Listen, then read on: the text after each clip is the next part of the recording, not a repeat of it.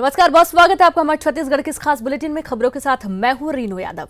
छत्तीसगढ़ में 15 सालों बाद सत्तासीन होने वाली कांग्रेस पार्टी में नए प्रदेश अध्यक्ष की नियुक्ति की कवायद अंतिम दौर में पहुंच चुकी है। सूत्रों की माने तो सीएम भूपेश बघेल प्रभारी मंत्री पुनिया सहित सूबे के आला नेता वरिष्ठ विधायक अमरजीत भगत के नाम पर सहमति जता चुके हैं। सीएम बघेल अपने 2 दिवसीय दिल्ली दौरे पर नए पीसीसी चीफ के नाम पर अंतिम मुहर लगवा सकते हैं और साथ ही निगम मंडल में नियुक्तियों को लेकर भी सीएम आला कमान से चर्चा करेंगे।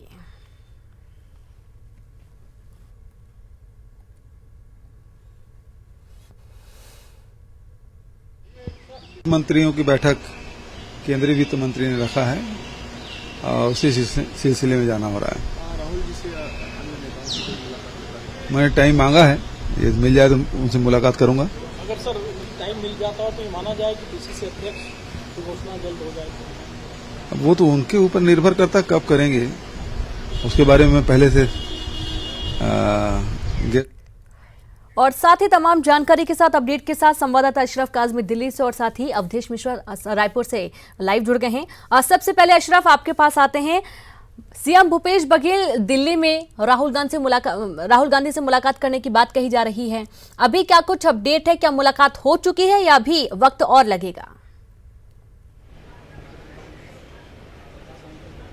रीनू, नहीं, अभी मुलाकात नहीं हुई है। मुख्यमंत्री अभी पहुंचे हैं और वो एयरपोर्ट से सीधे छत्तीसगढ़ सदन के लिए रवाना हो गए। उनकी मुलाकात राहुल गांधी से होनी है और इसमें जो मुख्य मुद्दा है वो नए प्रदेश अध्यक्ष का है, नए कांग्रेस प्रदेश प्रमुख का है, उसको लेकर चर्चा करनी है। और एक बात बहुत साफ हो चुकी है कि अमरजीत भगत के नाम पर अंतिम मोहर लगनी है, क्योंकि मुख्यमंत्री की खुद सहमति है, जो प्रभारी हैं पीएल पुनिया उनकी सहमति है। यहाँ पे सिर्फ एक औपचारिकता भर है। वो राहुल गांधी से मिलेंगे, उनसे बात करेंगे और उसके बाद राहुल गांधी जो वो नाम लेके आएंगे अमरजीत भगत, उस पर सहमति जता देंगे। अगर कोई तकनीकी दिक्कत नहीं हुई, अभी तक तो यही माना जा रहा है कि अमरजीत भगत ही प्रदेश अध्यक्ष होंगे। इसके अलावा जो दूसरा मुद्दा रहेगा वो रहेगा कि जो निगम है अध्यक्ष बनाने हैं, निगमों के मंडलों के अध्यक्ष बनाने, तो उस पर चर्चा की जाएगी कि निगम के कौन कौन से हैं, किसको इसमें अकोमोडेट किया जाए, क्योंकि इतना बड़ा जनाधार कांग्रेस को मिला है तो सब लोगों को सत्ता में मंत्री नहीं बनाया जा सकता, सबको सत्ता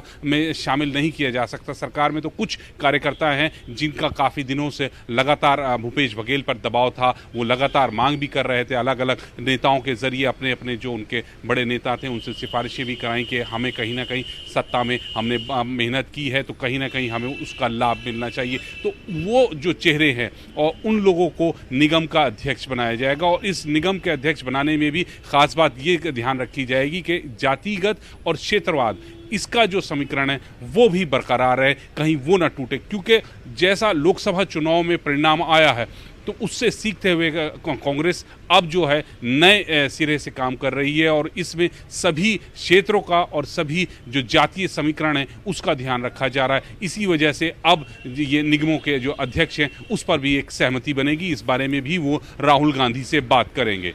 जी बिल्कुल। और साथ ही अवधेश, आपके पास आते हैं। बहुत ही अहम है छत्तीसगढ़ कांग्रेस के लिए, भारी मतों के साथ जीत हासिल की थी विधानसभा में, तो प्रदेश अध्यक्ष का चुनाव भी कुछ आम तो होना नहीं है। अमरजीत भगत का नाम सबसे आगे आ रहा है, लगभग कहना है कि फाइनल ही है, लेकिन फिर भी क्या कोई गुंजाइश अंतिम वक्त में, एन वक्त पे कुछ बदलाव की? अवधेश, देखिए, ऐन वक्त पे गुंजाइश की उम्मीद तब तक रहेगी जब तक नाम का आधिकारिक तौर पे घोषणा न कर दी जाए। लेकिन अब तक जो कयास लगाया जाए, जो कुछ समीकरण छत्तीसगढ़ कांग्रेस या आलाकमान कांग्रेस से बैठा है, उसमें आदिवासी वर्ग से जो आते हैं अमरजीत भगत, वो सबसे सटीक बैठ रहे हैं और यही वजह है कि उनका नाम सबसे आगे है। अमरजीत भगत छत्तीसगढ़ में वरिष्ठ विधायक है, 5 बार विधायक रह चुके हैं, आदिवासियों के बीच में अच्छी पकड़ है, आदिवासी बाहुल्य राज्य छत्तीसगढ़ में आदिवासी को अगर कमान दी जाए किसी भी संगठन की तो संगठन के लिए बेहतर साबित हो सकता है। साथ ही साथ वर्तमान में आदिवासी कांग्रेस के प्रदेश अध्यक्ष की दायित्व निभा रहे हैं, इसलिए कहा जा सकता है कि संगठन में उनकी अच्छी पैठ है, लोग उनकी बातों को समझते हैं और ऐसे में पहली पसंद के तौर पे देखा जा रहा है। और कहा यह भी जा रहा है कि चाहे पीसीसी चीफ भूपेश बघेल हो, पीएल पुनिया जो प्रभारी है वो इस नाम पे सहमति जता चुके हैं। छत्तीसगढ़ के जो और भी कुछ आला नेता है, वरिष्ठ नेता है, उन्होंने भी अमरजीत भगत के नाम पे सहमति जता दी है। और यही वजह है कि जब मंत्रिमंडल का गठन हुआ और अमरजीत भगत को मंत्रिमंडल से बाहर रखा गया, तब दिल्ली में राहुल गांधी ने अमरजीत भगत को बुलाया और वहां पे बैठ के बड़ी जिम्मेदारी देने की बात कही। मंत्रिमंडल में शामिल न किए जाने के बाद बड़ी जिम्मेदारी के तौर पे सीधे और सीधे पीसीसी चीफ की दायित्व तो बसता है। तो अब यही वजह है कि ये अब तक कयास यही है। और एक तौर पे देखा जाए तो स्पष्ट हो चुका है कि अमरजीत भगत ही अगले पीसीसी चीफ होंगे। लेकिन बात वही है कि कांग्रेस है, कांग्रेस में कुछ भी संभव है। जब तक नाम की घोषणा नहीं हो जाएगी तब तक गुंजाइश निश्चित तौर पर बनी हुई है। लेकिन जो कुछ तैयारियां हैं आने वाले निकाय चुनाव को देखते हुए, अब जिस तरह से आदिवासी क्षेत्रों में बस्तर की एक सीट को छोड़ के, लोकसभा के अनुसार बस्तर की एक सीट को छोड़ के बाकी आदिवासी क्षेत्रों में जो कांग्रेस का सुपड़ा साफ हुआ है इस लोकसभा के चुनाव में, उसको देखते हुए कांग्रेस को इस बात का इल्म है कि अगर आदिवासी वर्ग को कमान दी जाएगी तो आने वाले दिनों में पार्टी बेहतर काम कर पाएगी, बेहतर रिजल्ट आ पाएगा। अब यही वजह है कि अमरजीत भगत पहली पसंद बने हुए हैं। विनू, ये बहुत लंबी सोच के बाद अमरजीत भगत का नाम सबसे पहले आ रहा है। और बिल्कुल अशरफ, आपके पास आते हैं, यदि आज नाम फाइनल हो जाते हैं, मुलाकात हो जाती है, तो कब तक इस नाम का ऐलान कर दिया जाएगा?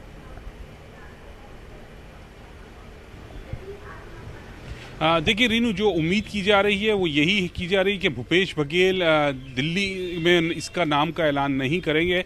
हो सकता है कि वो रायपुर जाकर ही इसकी घोषणा करें, लेकिन अगर उनकी आज मुलाकात हो गई तो या तो आज, क्योंकि 2 दिन के दिवसीय दौरे पर हैं, ये आज अगर उनकी रात में मुलाकात होती है, शाम में मुलाकात होती है, कोशिश करें कि वो यहाँ बात हो जाए, उस पर फैसला हो जाए। लेकिन कयास यही लगाए जा रहे हैं कि अगर राहुल गांधी से हरी झंडी मिल गई तो इसके जो भी नया प्रदेश होगा, प्रदेश अध्यक्ष होगा, उसकी घोषणा रायपुर से ही होगी। दिल्ली से घोषणा करने की संभावनाएं कम है। मुख्यमंत्री यहाँ से सिर्फ ये है कि एक नए प्रदेश अध्यक्ष की सूची जारी की जाएगी, लेकिन उसको जो जारी किया जाएगा वो रायपुर से ही किया जाएगा। हरी झंडी यहां से जरूर मिलेगी, लेकिन कयास यही है कि घोषणा रायपुर से होगी। उम्मीद अब राहुल गांधी से है कि कब मुलाकात होती है, आज मुलाकात होती है या कल मुलाकात होती है, सब कुछ उसी पर निर्भर है, क्योंकि दोनों काम उन्हें आज ही करने हैं। जैसे उनकी मुलाकात राहुल गांधी से अगर आज हो गई तो प्रदेश अध्यक्ष का मसला भी उन्हें हल करना है, निगम अध्यक्षों का मसला भी हल करना है।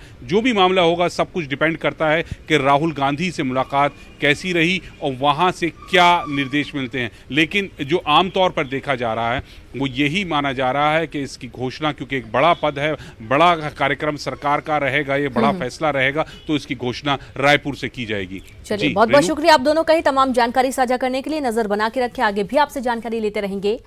देश भर में जल संकट को देखते हुए केंद्र ने संज्ञान लेते हुए सभी सरपंचों को पत्र लिखा है और कहा है कि वृक्षारोपण करें, जिससे जल संरक्षण में फायदा मिलेगा। वहीं इस पर पंचायत मंत्री टीएस सिंहदेव ने तंज कसते हुए कहा है, प्रधानमंत्री नरेंद्र मोदी का जल संरक्षण को लेकर पत्र स्वाभाविक है। राज्य सरकार जल संरक्षण पर पहले से काम कर रही है, केंद्र भी सोच रहा है तो अच्छी बात है।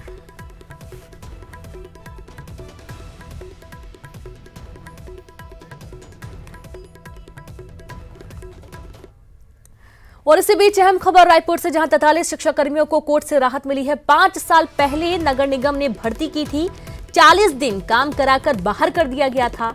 कोर्ट में ये पूरा मामला पिछले 5 साल से विचाराधीन था। शिक्षक लड़ाई लड़ रहे थे और निगम को इनकी नियुक्ति करने के लिए आदेश दिए गए हैं। शिक्षा कर्मियों ने निगम आयुक्त से मुलाकात की, आयुक्त ने जल्द नियुक्ति का आश्वासन दिया है। हालांकि आश्वासन भी कब तक पूरा होता है इसका भी कोई समय की पाबंद, इसमें कोई निश्चित समय नहीं दिया गया है। लेकिन ये शिक्षकों के लिए, 43 शिक्षा कर्मियों के लिए अच्छी खबर है, जहां 5 साल पहले नगर निगम ने इनकी भर्ती की थी और 44 दिन काम कराकर इन्हें हटा दिया गया था, बाहर कर दिया गया था। संवाददाता राघवेंद्र जुड़ गए हैं। राघवेंद्र, एक खुशखबरी कह सकते हैं शिक्षा कर्मियों के लिए जो पिछले 5 सालों से लड़ाई लड़ रहे थे?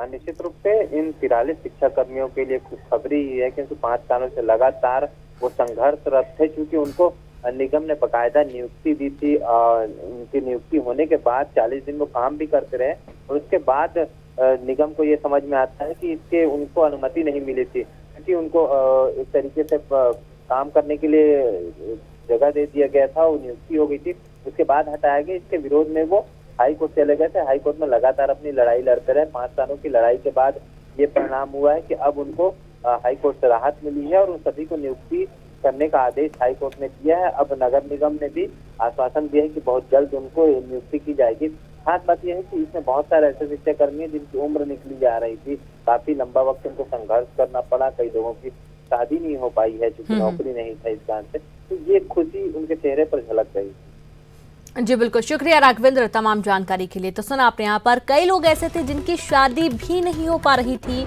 और इसी संदेह में सभी बैठे हुए थे कि आखिरकार उनकी जो नौकरी है वो दोबारा से उनको मिलेगी कि नहीं। कोर्ट में ये पूरा मामला विचाराधीन था और आखिरकार शिक्षकों की लड़ाई में उनकी जीत हुई। छत्तीसगढ़ सरकार के सबसे बड़े विभागों में शामिल पंचायत विभाग की समीक्षा बैठक जारी है। समीक्षा बैठक के पहले विभागीय मंत्री टीएस सिंहदेव ने कहा कि बारिश पूर्व हुए कार्यों की विस्तार से समीक्षा कर रिपोर्ट तैयार की जाएगी ताकि आने वाले समय में बारिश पूर्व और बेहतर कार्य किया जा सके। साथ ही यह भी कहा कि विभाग की कार्य प्रणाली में कुछ बदलाव की भी आवश्यकता है, जिसमें बारिश के समय में टेंडर जैसे कार्य का किया जाना और अन्य दिनों में धरातल पर कार्य करने की आवश्यकता होती है।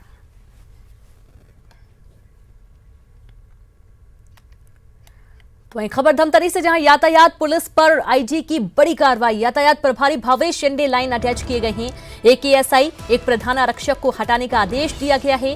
5 अन्य को भी यातायात से हटाने के निर्देश दिए गए हैं। सभी पर ट्रैफिक चालान की आड़ में अवैध वसूली का आरोप लगा है। शिकायतें बहुत पहले से ही मिल रही थीं। आईजी आनंद छाबड़ा ने यह आदेश जारी किया है और 2 दिन पहले ही डीजीपी ने चेतावनी भी दी थी। तो कोंडागांव में लाल आतंक को खत्म करने के लिए जिला और पुलिस प्रशासन ने एक नई पहल शुरू की है। नक्सलियों से पीड़ित लोगों को सरेंडर किए हुए नक्सलियों की काउंसलिंग की जा रही है। जिला पंचायत के सभागार में आयोजित विशेष शिविर में 200 से अधिक समर्पित नक्सली अपने परिवार के साथ शामिल हुए। समर्पण कर चुके लोगों को समाज के मुख्य धारा से जोड़ने के लिए सरकार के द्वारा चलाई जा रही योजना के अनुसार सुविधा देने की भी कोशिश की जा रही है, जिससे प्रभावित होकर नक्सली मुख्य धारा से लौट रहे हैं। स्मार्ट कार्ड बनने का अपन बच्चे मन का भी फायदा होगा, सबका फायदा होगा। स्कूल बच्चे मन सबको पढ़ाएंगे, बढ़िया रहेगा, आगे बढ़ेंगे, गांव का विकास होगा, सबका अच्छा होगा, सबका भलाई होगा, आगे तक जाएंगे, पढ़ेंगे।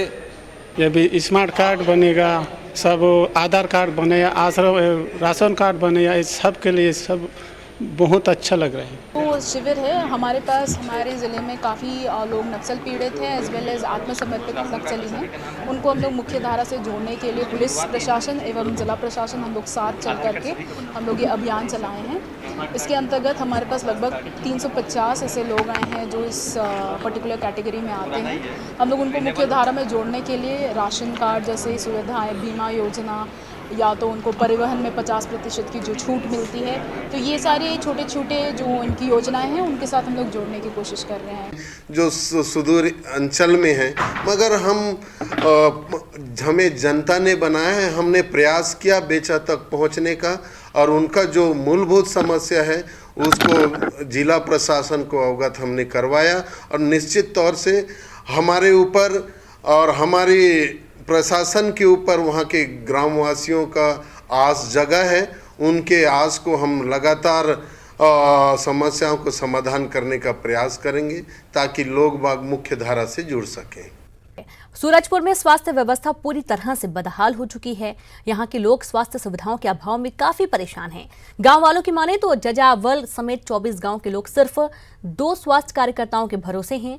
मरीजों को इलाज के लिए दर दर भटकना पड़ता है, लेकिन प्रशासन कोई पहल नहीं कर रहा। जर्जर सड़क के कारण लोगों को 30 किलोमीटर दूर इलाज के लिए जाना पड़ता है। तो वहीं जिले से मुख्य चिकित्सा अधिकारी का कहना है कि उप स्वास्थ्य केंद्र में केवल स्वास्थ्य कार्यकर्ता तैनात किया जा सकता है और जल्द ही पहल कर डॉक्टरों की नियुक्ति की जाएगी।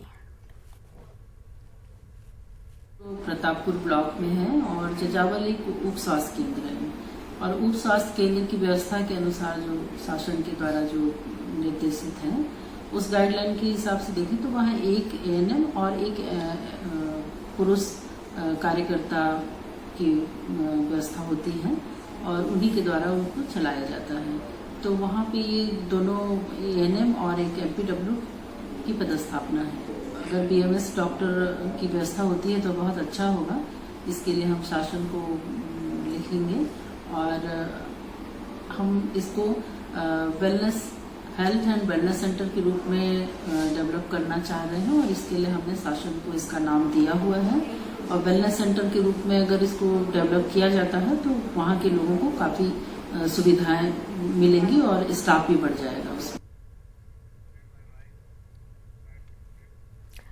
कोरबा के शहरी और ग्रामीण इलाके में लगातार घटते चारागाह से निपटने और पशुओं को हरा चारे की पूर्ति के लिए हाइड्रोफोनिक्स तकनीक एक अच्छा विकल्प के तौर पर उभरा है और जिन किसानों के पास कम जमीन है उनके लिए हाइड्रोफोनिक्स तकनीक का ट्रेस सिस्टम काफी कारगर है। इस तकनीक के जरिए 7 से 10 दिनों में गेहूं और मक्के का हरा चारा तैयार कर पशुओं को खिला सकते हैं।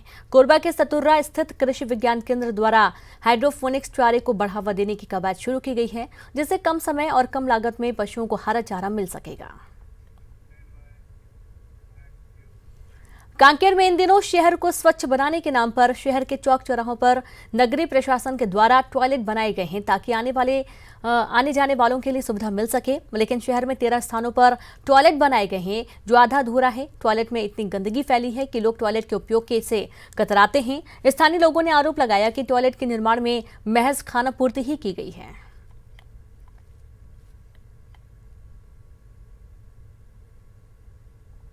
क्षेत्र में सार्वजनिक शौचालय और प्लस यूरिनल्स लगभग 20 जगह पे बने हुए हैं, जिसमें जो सार्वजनिक शौचालय है वो उसमें आपका प्रसाधन की भी सुविधा है, यूरिनल की सुविधा है, नहाने धोने की सुविधा है। इसके अलावा अन्य स्थानों में जैसे बाज़ार या चौक में जो केवल यूरिनल्स बने हुए हैं वो अलग है। जो बाहर पे जो हैं जो केवल यूरिनल बने हुए हैं उसमें सफाई हम लोग बीच बीच में करते हैं। और अभी क्या है, जैसे हवा आंधी तूफान रोज आ रहा है, कल भी पानी गिरा तो फिर उसमें कचरा आ जाता है, बीच बीच में देख देख के उसकी सफाई की जाती है।